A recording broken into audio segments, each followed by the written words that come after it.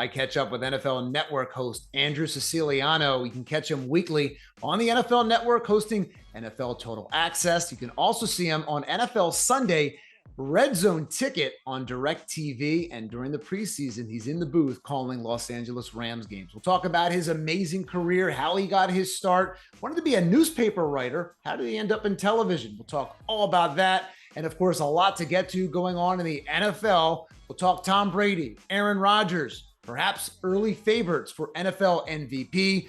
And he's a big Cleveland Browns fan because of his father. We'll talk about all the drama going on in Cleveland with the Browns and the quarterback situation, Deshaun Watson, and everything else in between on this episode of Inside the Huddle, presented by Sportskeeda.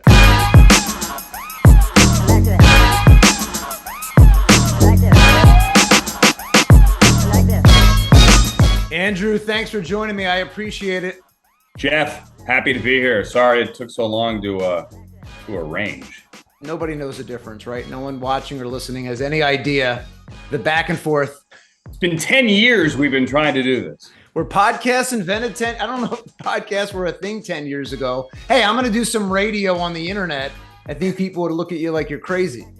Exactly. Yeah, I mean, everyone's got a podcast now. I know. I don't, but everyone else does. So I'm happy to be on yours. And so one of the things I want to ask you, because it happens to me all the time, do people butcher your last name? Not as much as they used to, but yeah. I mean, if you're in the business or if you've watched the TV, you generally don't. You know, if it's like random customer service person trying to say your name, yeah, then 9 times out of 10 they do. Right. Sometimes you'd be surprised and they nail it. I like to say that it's pretty self-explanatory. If you've ever taken a Romance language, a Latin language, it's, you know, Italian, Spanish, Portuguese, even French. I mean, it's pretty much phonetic, just sound it out. But I think people look at it and they freak out and they see 9 letters and all these vowels and they just panic and they just make something up. And what are they making up? What do you get? Siciliano, a lot. Cicilino. Cicilino? Well, when you say Cicilino, you're clearly not trying. Like, you haven't attempted to sound it out. You just see the letters and imagine what you want it to be in your head. The issue, though, is that even within my family, some people say it differently. In perfect Italian, it would be like Siciliano. That can't come out of my mouth. It's not that. It's Siciliano. My dad would say Siciliano. His sister says Siciliano. Different emphasis. So how do you like it to be said? I say Siciliano. That's just fine. The only thing I don't want is anyone to ever call me Andy. That I can't stand. Like, Jeff, you could stand 5 feet away from me and yell Andy, and I won't answer. And it's not that I'm trying to like give you the cold shoulder. I won't even hear it. It would be like if someone stood near you and yelled Bob. Your name's not Bob. So you don't, there's no trigger to respond to it. Right. Like if someone says Andy, I honestly don't know that name. Right. Well, the worst is when someone goes, "Hey, Jeff," and I turn around and they're not talking to me. They're talking to the guy next to me who happens to also have the name Jeff, and then you're a little embarrassed. Yeah, you know? And it was awkward in the Rams preseason booth this year. It was me and Mina Kimes, and we worked a couple of years, and then we added Andrew Whitworth this year. Most people call him Whit. That's what I call him. Everyone just calls him Whit. No one calls him Andrew. Mina would always call him Andrew in the booth, and so there were some times where she would say, "And then Andrew," I'd be like, "Is it me?" Or, "Oh, body language. I could tell she's looking at him. Okay, good." You know. So people identify you as an NFL Network host, but you got your start doing radio. How did you get your start? Did it start at Syracuse University, or were you doing this stuff in high school? No, I never. The idea of sports talk radio in high school seemed pretty comical. I grew up outside DC. There was a guy named Ken Beatrice then on WMAL. They used to do sports talk, and I would listen. I called in one night too, and then hung up when he went to me because I was so nervous. I'm not going, and I hung up. But I went to Syracuse actually to be a writer at first. I newspaper might be the way I could break into the business because I never imagined talking for a living or doing television or radio. I was a pretty shy kid, and that was just ridiculous. Being on TV or radio was like, I mean, you might as well say I was going to be an astronaut. It seemed as far-fetched. Yeah. When I went to Syracuse to be a newspaper writer, I actually started that at first, or at least get into some kind of journalism or writing. That's what I wanted to do. But then I started doing radio my freshman year, and it kind of felt right. And I eventually switched my major to the broadcast side. But I never, ever envisioned being on television, even at that point. So I did a lot of, football, basketball, lacrosse, play-by-play in college on WAER, which was kind of like our fraternity there at Syracuse. And then from there, was very fortunate. Got hired to be a radio reporter at what was then WMAQ Radio in Chicago. This 670, it eventually switched over to the Score. The CBS consolidated and got rid of MAQ. But I did that as right out of school. And then that station got the Bears. So I kind of got into the NFL world a little bit and then moved to LA when Fox Sports Radio started up in 2000. And then after a couple of years at FSR, I was there 9 years at FSR, but after a couple of years at FSR, I kind of weaseled my way into the TV side of things at Fox, and then did both for a while. So when you think back to those high school times, you're going, okay, I want to go to Syracuse, and what you're writing for, the Daily Orange? Is that what it is? I think I had 3 bylines as a freshman for the Daily Orange. Okay. So when you go back to that point to now think of where you're at now as a main anchor per se at the NFL Network, one of these elite jobs, do you have moments still? I know you get lost in the job, but do you have moments where you go, what am I doing here? Yeah, of course. I think we all do. I think first and foremost, like, we're all fortunate to be able to talk about something and be close to something that we love. I mean, we're all football fans. We're all sports fans. This is why, we grew up as kids. Sure. My athletic career tapped out pretty early in high school as a second baseman. So, there goes my chance of being a professional athlete. That was long gone. And I realized that in my teenage years. But to be able to do this, yeah, of course. I mean, every day you have a bad day, and we all have plenty of them, because our jobs are just like any other job. Like, you might want to scream at a coworker or yell at your boss or come home and this didn't go right and that didn't go right. I mean, we all go through the same daily stress. You got to step back and realize I'm talking about football for a living. Right. Shut up. There are worse things that you can do.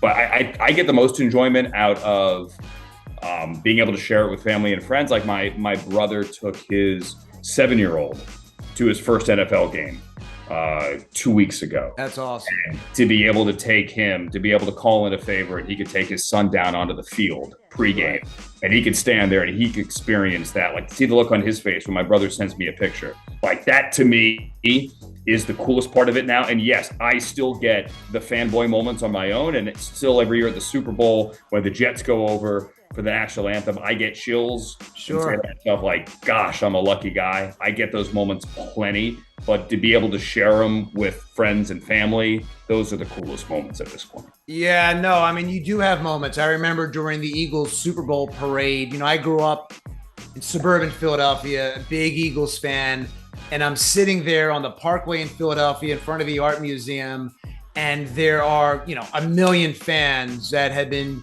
dying to see the Eagles win a Super Bowl.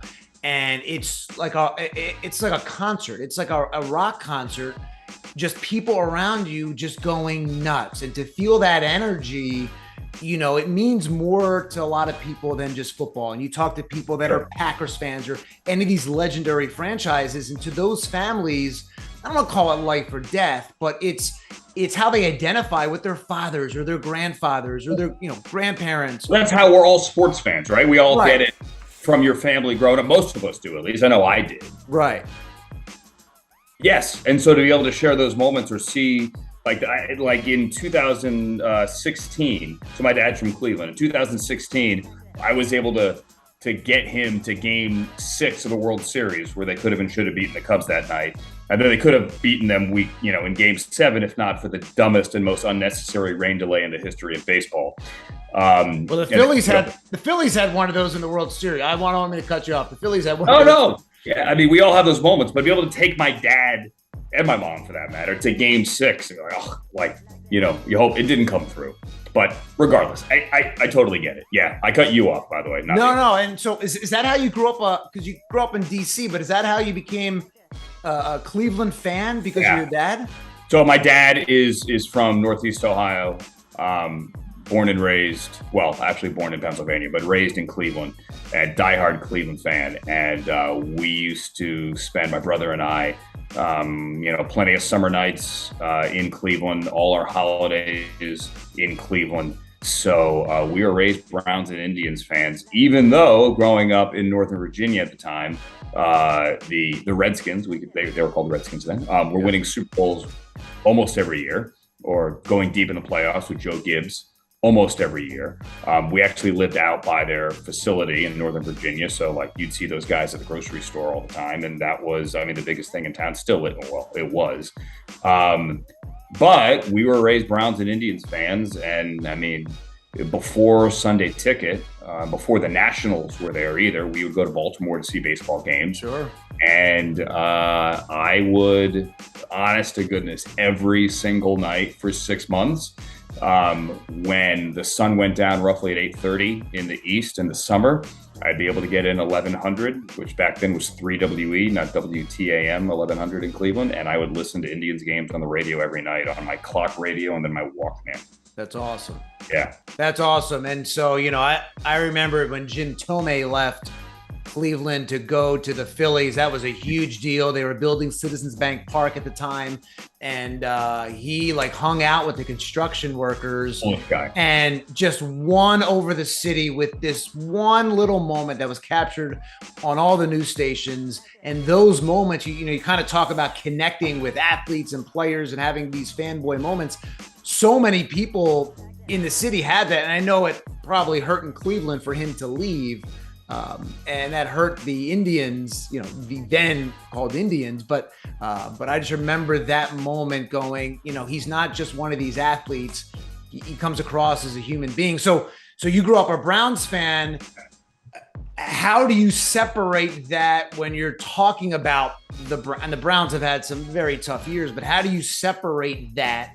Is there a challenge, or do you still, if you're doing a Brown story, do you still have that moment where you have that extra excitement, in your voice? Well, the one thing I would say, and I think what's great about working in this business, especially at NFL Network, is we are all fans. So if you turn on game day morning, you're going to hear a little bit more pep from Rich when he's talking about the Jets, right? Whether it's that's hard to do. Yeah, I know. Whether it's their ups or their downs, or from Herb with the Cowboys, bless his heart, with his energy, I can't do it. Or Kurt with the Rams, or Mooch with the Niners or the Lions. And we've never, ever been told of the network, don't bring that out. Right. Now, I'm doing a news show. I have to make sure I'm not overly biased. It's a little bit different, than a Sunday morning show where they're letting it all hang out. But sure. I could give my opinion a little bit more, and I look at it this way. I feel like I have a little more insight, whether it's the Browns or whether it's the Rams, working for them on the side as well. I feel like I have more knowledge historically and present day about those two franchises. So those two teams for me are the most comfortable to speak about, or the one in Washington as well. But I think it also brings out really good moments where we can give each other some crap because that it means a little bit more. Like even today, Tom Pelissero and I are doing something, and Tom is working from his home studio. He's in Minneapolis, and we went down memory lane from he said, the Vikings haven't run a 3-4 since, whatever, when I was in grade school. And then we started talking about Keith Millard and those teams back in the day and how he was awesome on Tecmo Bowl. So we could all wear our allegiances on our sleeve a little bit. And the other thing is a lot of us work for teams on the side, Dave Jeremiah and Matt Money Smith are the Chargers radio voices, right? MJD is in the Rams booth. I do the Rams as well. Who else? Michael Robinson did the Seahawks this year in the preseason. Over the years, Mayock did the Eagles, and then the Vikings before that. Plenty of guys do preseason games. So we all kind of have, our different allegiances, as long as you don't go too crazy with it. Right. And so You say you have maybe a little insight. What are your thoughts with everything going on in Cleveland with the Browns, the quarterback situation, trading away Baker Mayfield, and everything that has gone on right now in Cleveland? How much time do you have? Maybe not enough to cover it, but give me the fast food version, perhaps, of what is going on in Cleveland, and really did the Browns expect the suspension of that magnitude? When they made that trade, they knew there was going to be a suspension, and that it was common knowledge. How long it was going to be, only they can truly answer that. I think it's fair to say they didn't expect 11. I think that's fair to say.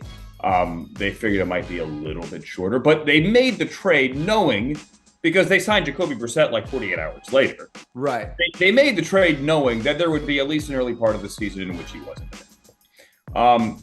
It is a business. John Johnson, the safety, said it again yesterday. It is a business, talking about Baker, how they moved on from Baker. So I am not in any way stunned, surprised that they decided to rip the Band-Aid off. Look at the Colts with Carson Wentz. They said 1 year, we're out. We're good. Right. Different circumstances, but I commend the Rams last year. They decided, you know what, Jared Goff took us to a Super Bowl. He actually won a playoff game off the bench in Seattle a couple of months earlier, but we're done. We're making the move. We've made a decision. As a friend of mine likes to say, if it's inevitable, make it immediate. Right? If you've made up your mind, then just do it. Stop fooling yourself. You have a business to run, move on. So they did that with Baker. Could it have been handled slightly better? Yeah, maybe.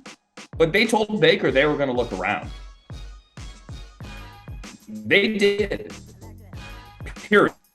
That really can't be debated. Did Baker expect them to fly to Houston to talk to Deshaun Watson the next day? Probably not. But they maybe not the next day, but they told him. They looked at the Mahomes and Josh Allen game in the playoffs, right? They looked at what Matthew Stafford and Joe Burrow did in the playoffs, and they said, we need one of them, and we're going to, whatever it costs, look what the Rams paid, we're going to go get one of them. I understand the fan backlash in Cleveland and elsewhere about Deshaun Watson. I also like to remind people, and it sounds like I'm an apologist, we report at the time on NFL Network, 12 teams that called the Texans, and said, we want in. We want a seat at the table.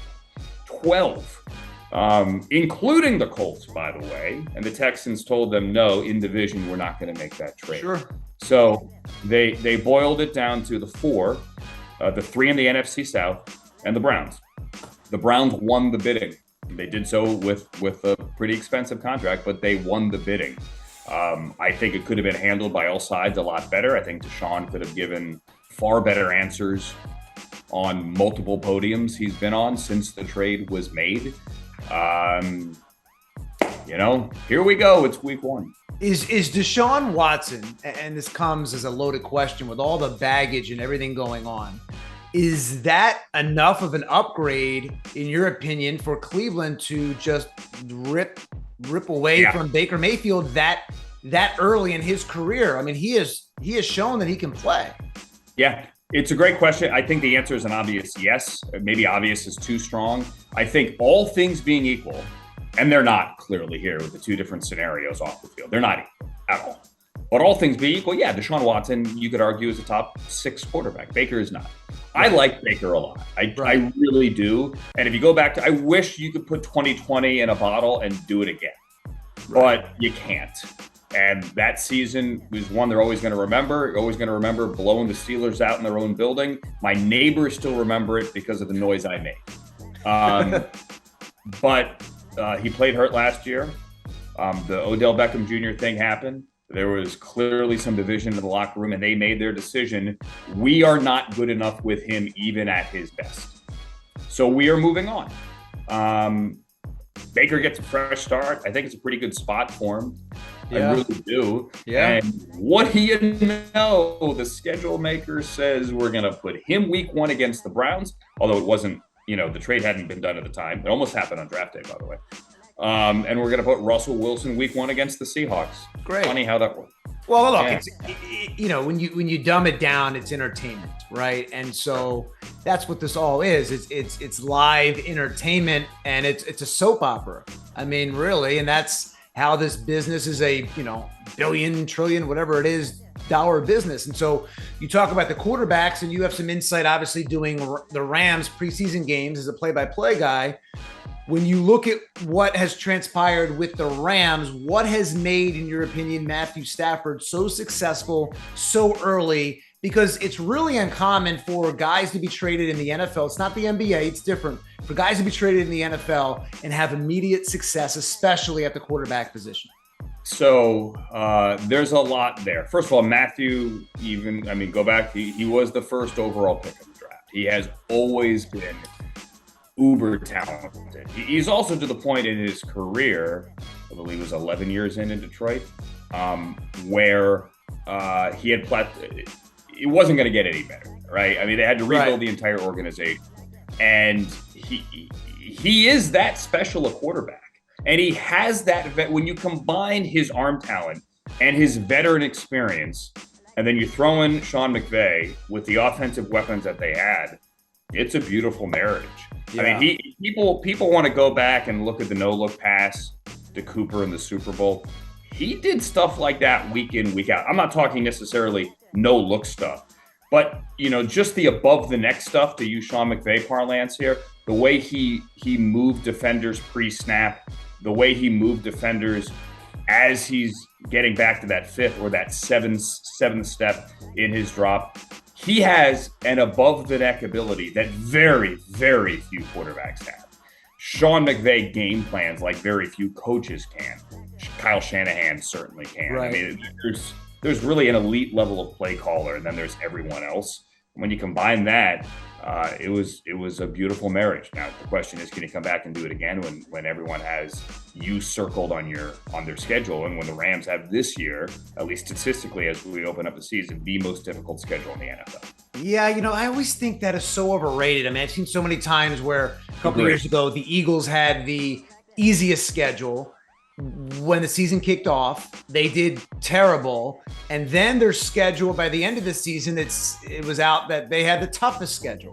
And I'm going, I hear you because we're basing that all on last year's numbers. Right. But I'm looking down. It's not that I'm not listening. I'm looking down to pull up the Rams schedule here. So we know they open with the Bills. So that's a would-be Super Bowl preview. Everyone's picking Buffalo to win the whole thing. Then you get Atlanta, you get Arizona and San Francisco weeks 3 and 4. They were both playoff teams last year. One of them went to the NFC Championship game. Then you get Dallas, Carolina.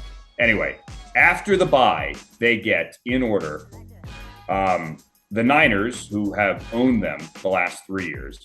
The Niners, Tom Brady, Kyler Murray, the Saints, Patrick Mahomes, the Seahawks, then Derek Carr, then Aaron Rodgers, then Russell Wilson, then Justin Herbert. Yeah. I get it.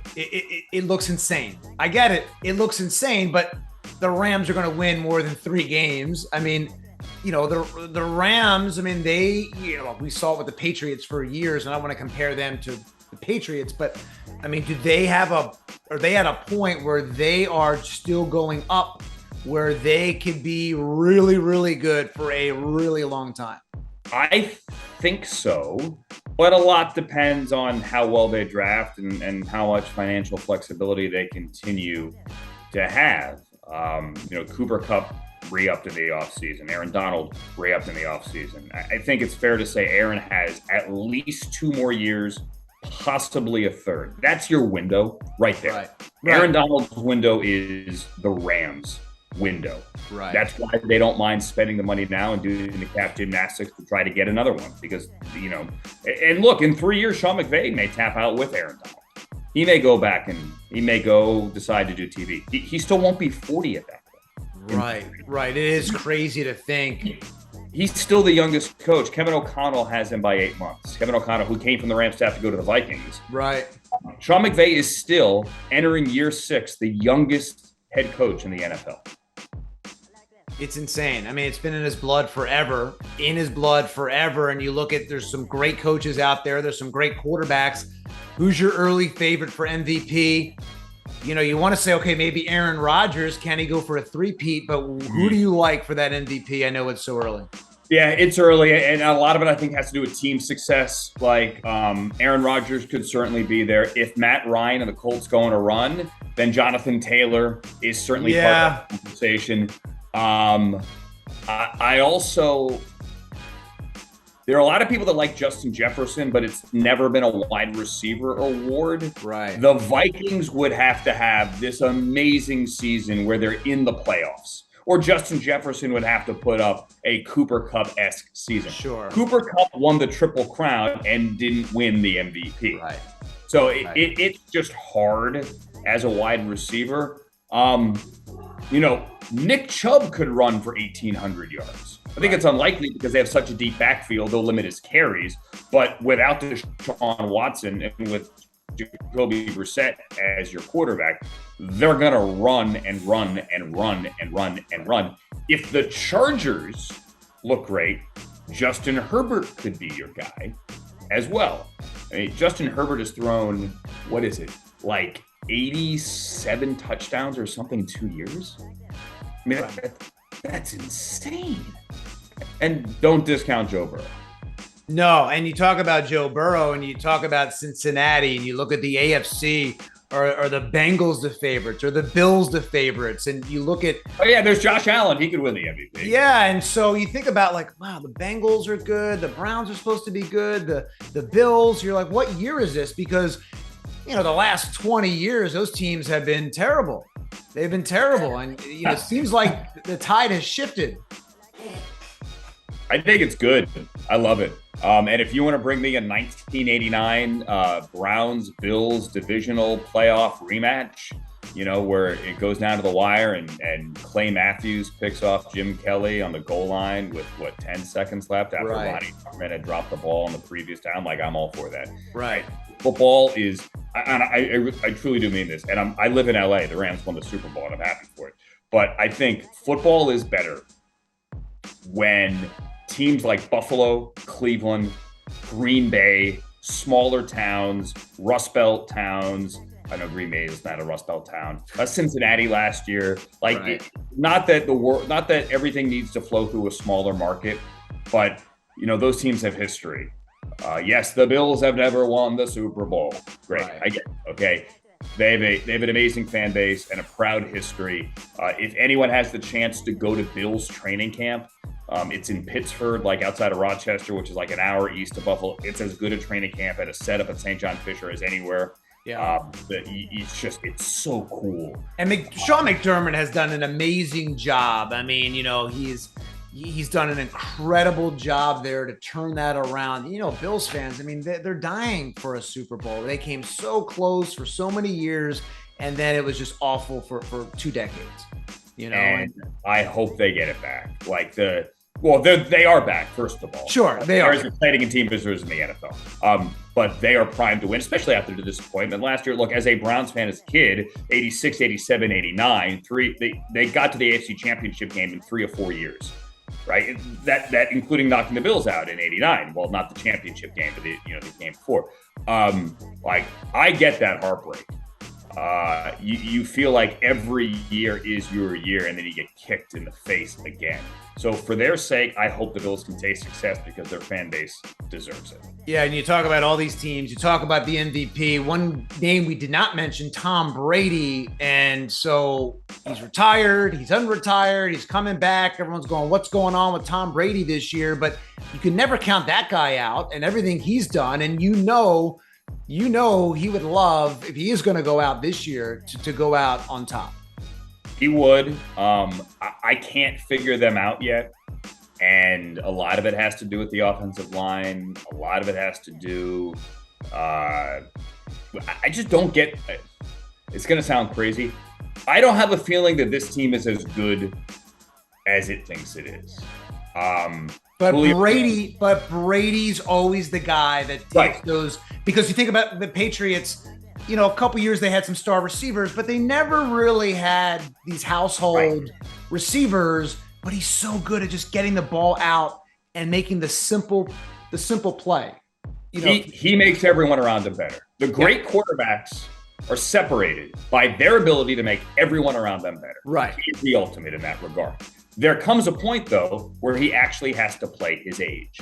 And we've been saying, oh, it's going to happen. Oh, no, it isn't. This year, it might happen if the offensive line can't protect him. If Julio Jones can't stay healthy, which he hasn't for the last 2 years, right? Chris Godwin isn't going to be back for much of September. I know he's practicing this week without the brace, but he's not going to be the same guy, at least not the first half of the season. You don't have Gronk. Does he show his age?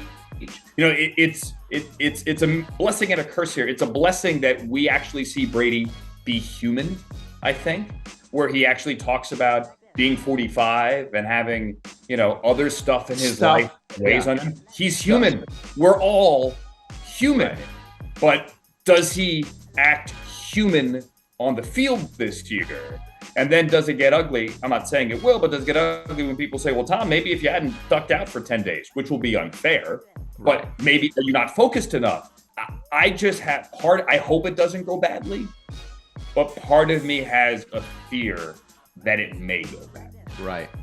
Sometimes staying at the party a little too long. But having said that, what he's been able to do is just flat out, for a lack of a better term, ridiculous. Yeah. No one else can or will do it. Ever. Yeah. Yeah. And so the Bucs, you're just unsure what they look like. I mean, look, new coach as well. And does Todd Bowles have experience? Of course he does. Will things be drastically different? Probably not. And, you know, look, it's still Tom Brady's team. He'll do what he has to do. Yeah. And they will win enough games to be in the playoff conversation down the stretch.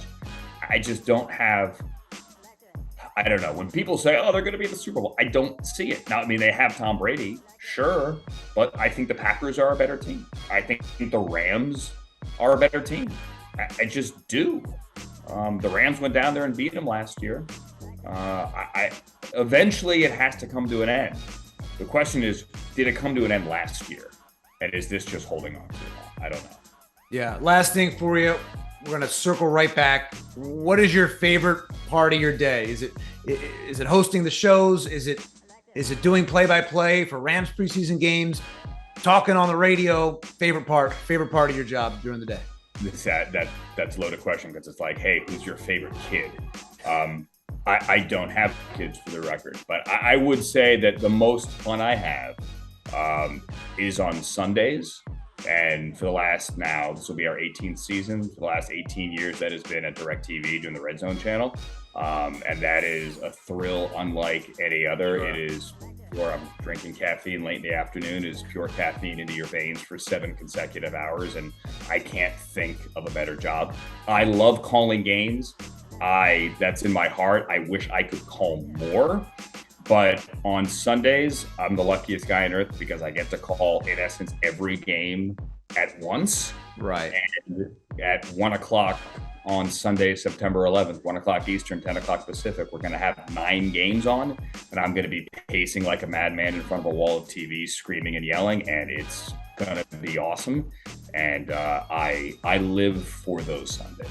Well, I think all the fans, all the viewers out there, feed off your energy. Love watching you. Keep up the great work. I appreciate you joining me.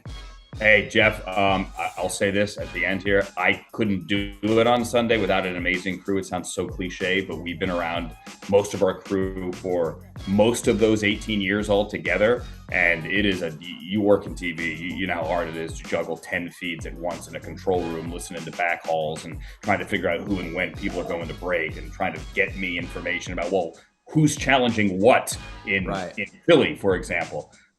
We have an amazing crew, and thank God for them, because my energy flows from them back to those fans. So it's awesome on Sundays. And thank you for your patience with me, like, to arrange this. Oh my God, of course. I appreciate you joining me. Great insight to what's going on, your career, and everything going on in the NFL. I appreciate it. Of course. Let's do it again. Absolutely. Thanks, Andrew. Great catching up with NFL Network host Andrew Siciliano. Always a great follow on Twitter, and of course on the air weekly on NFL Network and NFL Sunday. RedZone ticket on DIRECTV, of course in the booth during Rams preseason games. If you like the show, click subscribe at the bottom of your screen. Also, if you like the show and want to check out